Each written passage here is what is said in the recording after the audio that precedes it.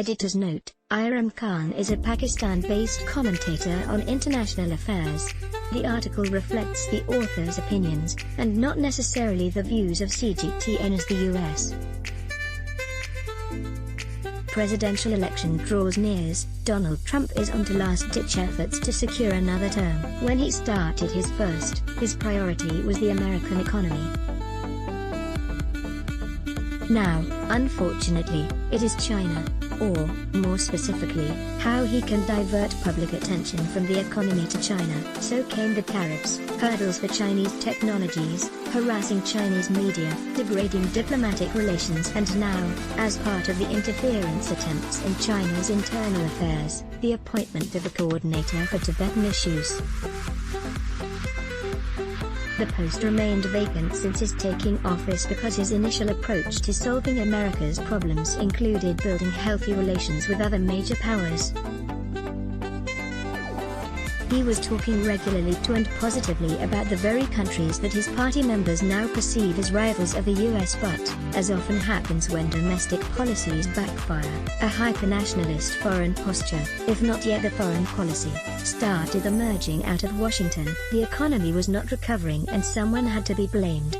The pandemic response was not yielding results and someone had to be blamed.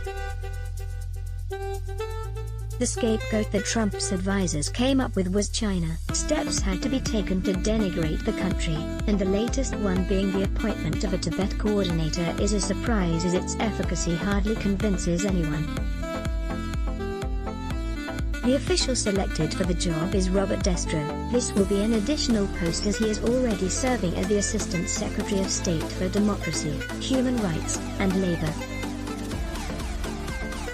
Not appointing a full-time official also shows that this is aimed specifically to appeal to his voter base that, apart from conspiracy theories, is easily impressed with superficial moves. Destro will be taking up the additional job at a time when the demands of his existing one have skyrocketed. Human rights situation in the US is under international spotlight as systemic racism has left minorities in the country at a severe disadvantage during the pandemic. And above that, police brutality against black people has put a question mark on the attitude of those in power. A screenshot of U.S. Assistant Secretary Robert A. Destro's Twitter account, /@DRL_ is a screenshot of U.S. Assistant Secretary Robert A. Destro's Twitter account,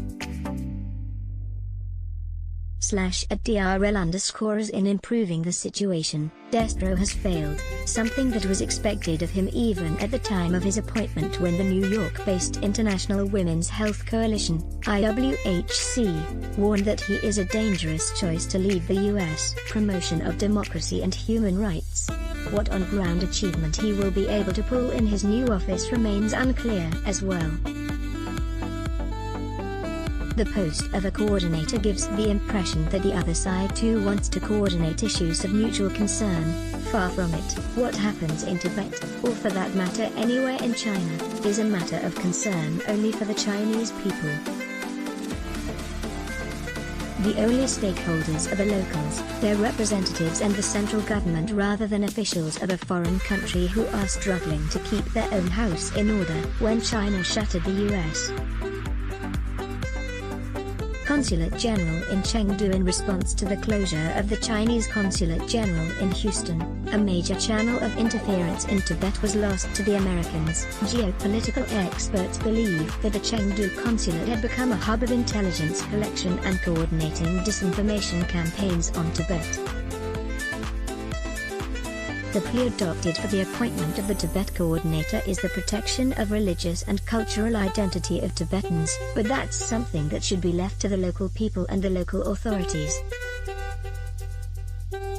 The region has come a long way since the abolition of feudal serfdom by bringing economic and administrative reforms. In the cultural realm, Tibetan is the first ethnic minority language developed to international standards.